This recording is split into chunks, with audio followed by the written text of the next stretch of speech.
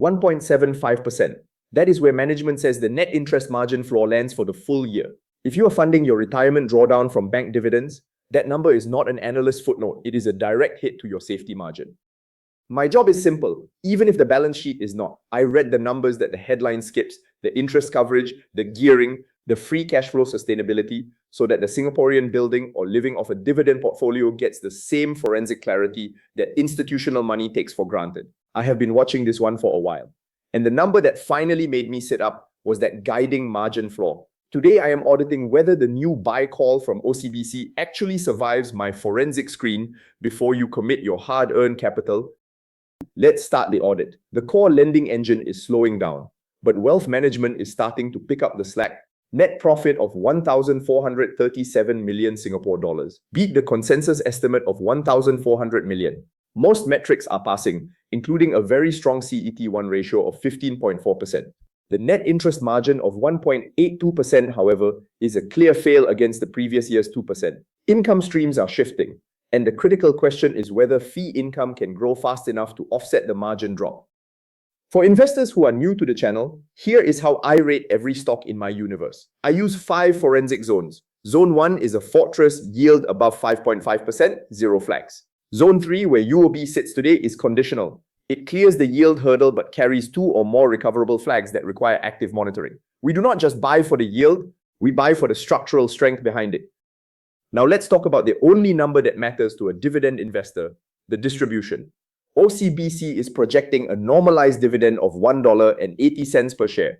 At current prices, that gives us a forward ordinary yield of 4.9%. I have excluded the 2025 special dividend from this run rate because you cannot bank on one-offs for your retirement planning.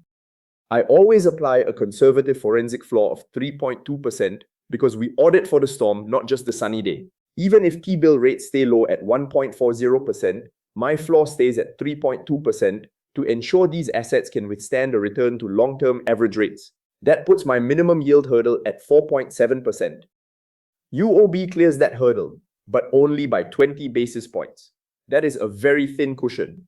Net interest income fell 4% year-on-year as the gap between what the bank earns on loans and what it pays for deposits continues to narrow. Management expects NIM to settle between 1.75 and 1.80% for the rest of the year, unless the loan book grows significantly. That $1.80 dividend starts to look like a ceiling rather than a floor. OCBC Research has upgraded the stock to a buy with a fair value of $41. They are targeting a total return of more than 10% based on the wealth management pivot. On peer comparison, UOB is trading at a price to book of 1.25 times, much cheaper than DBS at 2.42 times. But the forensic gap here is this: a $41 fair value prices in the wealth transition as if it is already a guaranteed success. UOB is targeting a doubling of wealth income by 2030 and adding relationship managers in Hong Kong. They want to be a toll booth for Asian wealth. If they succeed, the stock earns a massive re-rating. If they fail, they are just another local lender fighting for thin margins in a low-rate environment. The wealth pivot is the only story that matters for capital growth. And we have to consider the geopolitical shadow over the loan book. With the United States and Iran conflict driving oil prices higher in early 2026, pressure on small and medium enterprises is immediate. UOB carries a large SME book, which is why management's target of keeping the non-performing loan ratio at 1.5% is a bold claim. They also carry $15 billion in United States exposure, though the coverage ratio there is a healthy 4.8%. The good news, the skeletons appear to have been cleared from the house. Credit costs have normalized to 203 million Singapore dollars, down sharply from the 1,361 million charge taken during the Citi acquisition. With a CET1 ratio of 15.4%, the bank is sitting comfortably above my 13.5% internal floor. That is your first line of defense for your dividends. That massive allowance charge in 2025 spooked the market, but the normalization we are seeing now suggests the structure is sound. Management here tends to underpromise and overdeliver, and their direct exposure to the Middle East is limited. The safety buffer for dividend survival is back in place. So where is the gap between the OCBC analyst and my forensic screen? OCBC has upgraded to a buy because they see a 10% total return and wealth growth. I am keeping UOB at zone 3 conditional. My screen is flagging the declining net interest income and the downtrend in NIM. Analysts are looking at 2030 potential. I am looking at the income stability flags waving today. Three soft flags are driving this Zone 3 rating. First, net interest income is declining. Second, NEM is in a clear downtrend. Third, the volatility from the 2025 charges still weighs on the long-term averages. Under my rules, three soft flags mean the rating is conditional, regardless of how strong the capital ratios are. The yield is attractive, but the margin squeeze is real. Before we go deeper, if this forensic breakdown is useful to you, the single most useful thing you can do for the channel is hit subscribe. It takes 2 seconds, and it tells the algorithm that data-driven SGX analysis deserves to exist. In this market, the difference between a sanctuary and a yield trap is often decided in a single trading session. By the time this analysis reaches a free subscriber, the entry window I identified has often already closed. You need to be moving at the speed of the data, not the speed of the news cycle. For $9 a month, which is less than a Kopi and Kaya toast set at Raffles Place, you get the full red zone watch list and live data before the market prices it in. Join Iggy's elite investors. Stop being the exit liquidity and start being the analyst. The bottom line for 2026, UOB fits an opportunistic or watchlist role in a portfolio.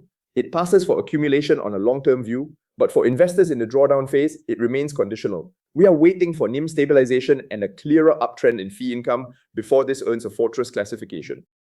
For investors in Marine Parade managing an SRS drawdown, a 4.9% yield is a solid income stream that beats the CPF SA floor. But it is not a sleep-at-night sanctuary asset just yet.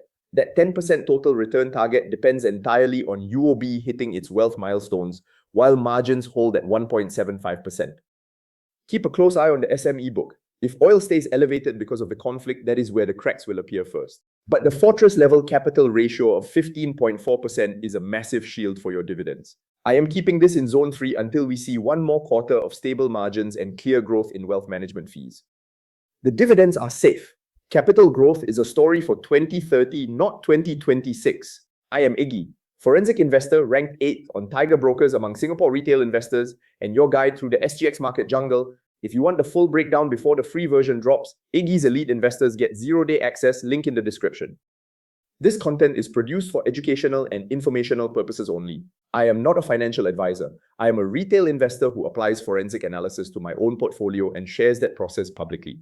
Nothing here constitutes a recommendation to buy, sell, or hold any security, and no specific target prices or personalized financial advice are offered. All data is sourced from public filings and verified sources. Where data is unverified, it is explicitly flagged. All investments carry risk, including the potential loss of principal, and past performance is not indicative of future results. If you are making investment decisions involving CPF, SRS, or personal capital, please conduct your own due diligence or consult a mass licensed financial advisor before committing funds.